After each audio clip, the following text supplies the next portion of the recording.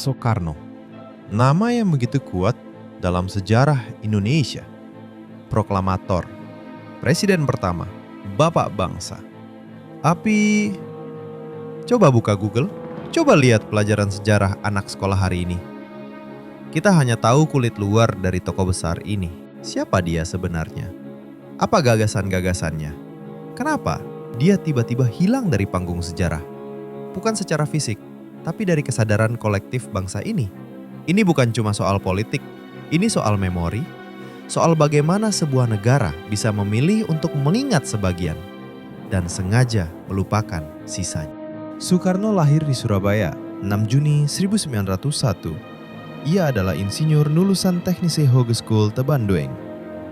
Dikenal sebagai orator ulung sejak muda.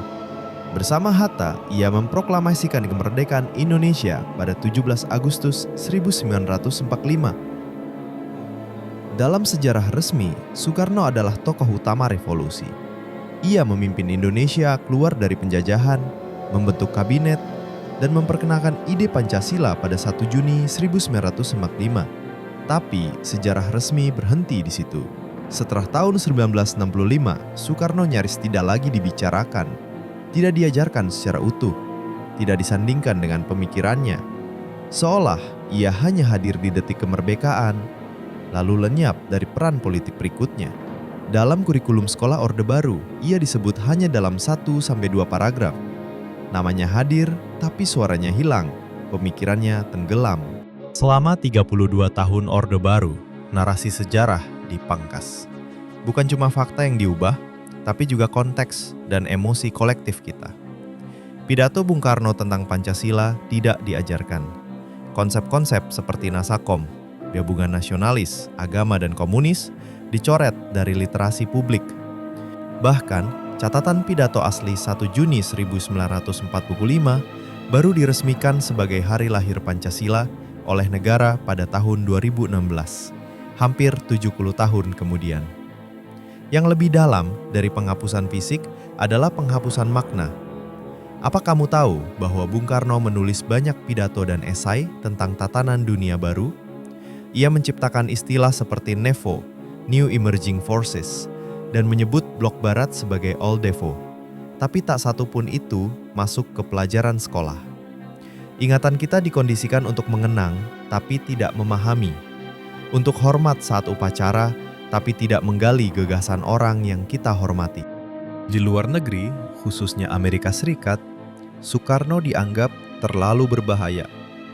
Ia menolak masuk ke poros barat.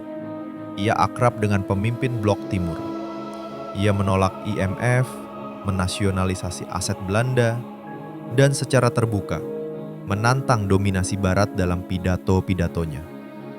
Dalam dokumen yang dideklasifikasi CIA tahun 2001, disebut bahwa Amerika mencurigai Soekarno sebagai tokoh yang perlu dinetralisir secara halus. Operasi intelijen digencarkan. Propaganda anti-Soekarno mulai menyebar. Saat krisis politik dalam negeri membesar, kondisi itu dimanfaatkan. Soekarno, pemimpin yang dielu-elukan dunia, tahun 1955 di Konferensi Asia Afrika mulai dikucilkan. Bahkan koran asing mulai memuat narasi bahwa ia gila, tua, terlalu dekat dengan komunis. Padahal pada saat itu belum ada bukti langsung keterlibatan dalam G30S. Lalu meledaklah tragedi G30S. Dalam waktu singkat, 7 jenderal diculik dan dibunuh.